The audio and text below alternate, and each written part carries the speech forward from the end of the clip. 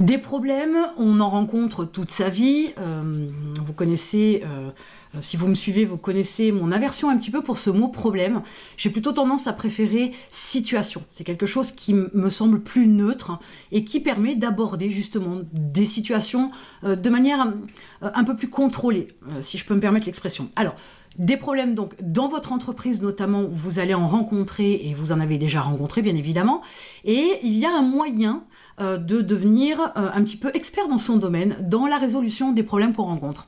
Pour pouvoir contrôler cette gestion des différents problèmes, différentes situations que vous rencontrez dans votre entreprise, et en limitant surtout l'impact que ça peut avoir, l'impact négatif que ça peut avoir dans votre entreprise, mais aussi sur vous, ben vous pourriez aborder les choses sous cet angle. Donc je vais vous donner quelques approches, enfin une approche avec plusieurs étapes, qui va vous permettre de pouvoir accuser le coup lorsque vous rencontrez une situation qui ne vous convient pas, plutôt qu'un problème, et comment vous allez pouvoir résoudre beaucoup plus facilement tous les problèmes que vous rencontrez dans votre entreprise. Alors, première des choses, lorsqu'on rencontre une problématique, ce qui se passe souvent, c'est que on le prend un petit peu à titre perso.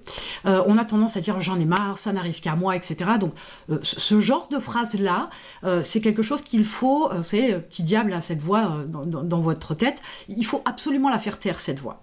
Ce n'est pas contre vous, c'est un concours de circonstances. Partez du principe que voilà, on est des millions sur Terre, que le mouvement d'une personne entraîne tout un tas de modifications, et comme tout le monde bouge, ben forcément à un moment donné il y a des choses qui s'entrechoquent et qui créent des situations un petit peu délicates, qui sont désagréables. Donc première des choses, on fait taire la petite voix. Ce n'est pas contre vous, ce n'est pas de la malchance. Ce n'est pas une punition divine, on n'est pas sur cette approche-là, la situation elle n'est pas que pour vous.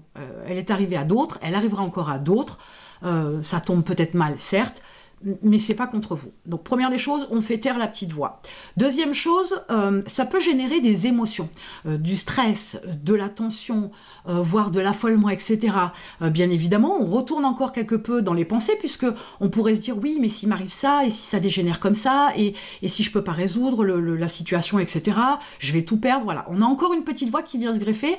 Donc là, dans un deuxième temps, on va avoir cette approche où on va faire taire la voix encore et encore, mettre le veto sur cette petite voix, ce petit diable tout le temps qui vous tire vers le bas et qui vous fait la misère.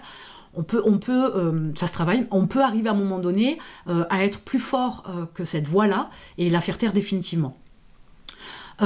Et donc, comme c'est venu avec des émotions, bah, c'est aussi intéressant de prendre en considération que, attention, les émotions sont mauvaises conseillères sur le principe.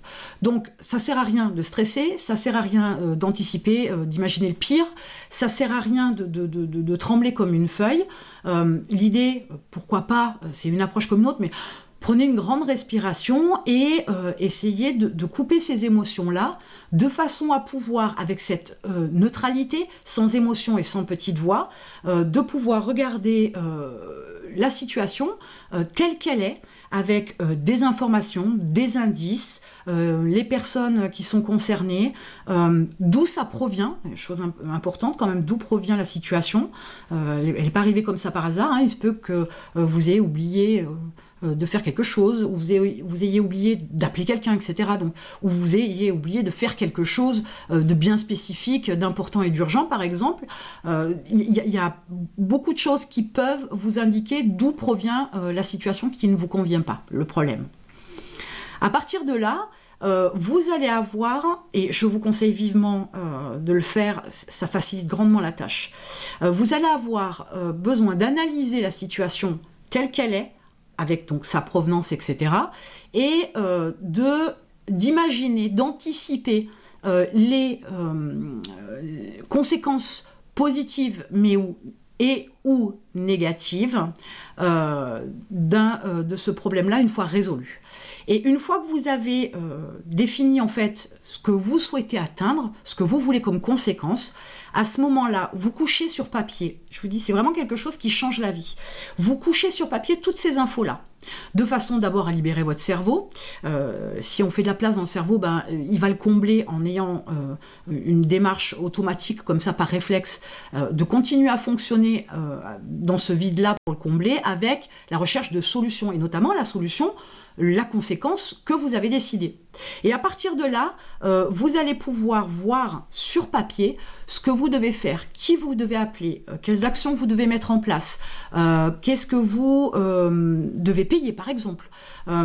Tout ce qui est possible de faire pour arriver aux conséquences, à la conséquence que vous souhaitez avoir pour résoudre cette situation, résoudre ce problème-là.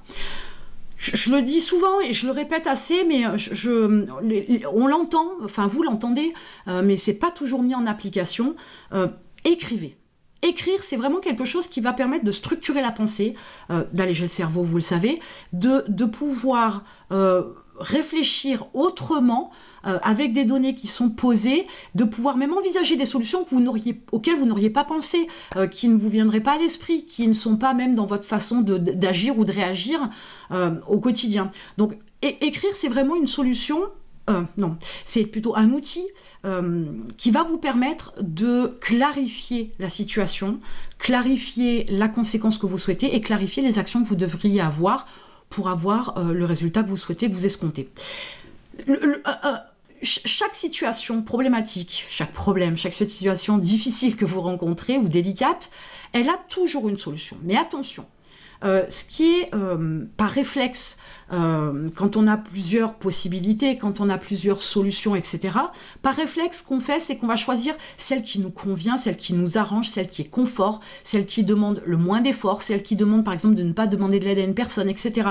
On se réfugie toujours dans un côté un peu zone de confort, et on choisit celle qui, voilà, rentre dans cette approche-là de facilité, etc. Alors que il se pourrait que la solution qui convienne le mieux à la situation, et pas à vous, soit une solution, soit des actions qui ne vous plaisent pas, qui ne vous conviennent pas. Je reprends l'exemple que j'ai donné précédemment, c'est, voilà, vous choisissez une solution pour éviter de demander de l'aide à une tierce personne.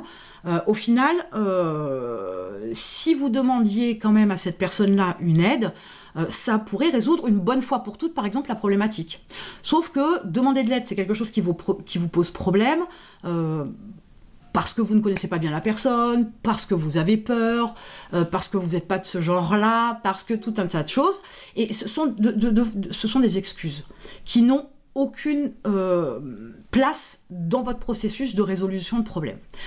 Donc faites attention lorsque vous choisissez une solution, la plus simple, la plus facile et quelquefois même la plus évidente n'est pas forcément celle qui est la meilleure pour résoudre le problème et surtout faire de façon à ce qu'il ne revienne plus jamais. Alors, il y a des exemples comme ça, assez simples, que je pourrais vous donner un en particulier, mais vous pourriez rencontrer une problématique, peu importe ce que c'est, et avoir besoin d'un avocat, avoir besoin de son expertise, etc., pour que ce problème-là, qui est peut-être apparu déjà précédemment, pour que ce problème-là soit résolu une bonne fois pour toutes, qui fait que même s'il revient à l'avenir, la solution vous l'aurez parce que vous aurez demandé à l'avocat. Et ça vaut pas le coup de se priver de demander de l'aide, et ça vaut pas le coup de choisir justement cette solution la plus facile, la plus confort, etc. Ça vaut vraiment la peine de faire un effort, de demander, d'en faire plus, de payer plus, pour que le problème ne revienne pas. Résoudre des problèmes, ça peut se faire assez facilement, mais faire de façon à ce que les problèmes ne reviennent pas, c'est encore une autre jonglerie, c'est encore une autre approche. Et vous devez la développer parce que votre entreprise, elle n'a pas besoin d'avoir des problèmes récurrents. Donc pour travailler votre approche, votre mindset, votre façon de penser, vous avez un lien en description avec un challenge de 7 jours qui est offert. Et vous allez pouvoir voir aussi ce qui vous bloque de manière générale. Et ça devrait conscientiser beaucoup de choses dans votre façon d'être. Et ça pourrait grandement aider votre entreprise. Donc cliquez dessus. En attendant, je vous retrouve de l'autre côté.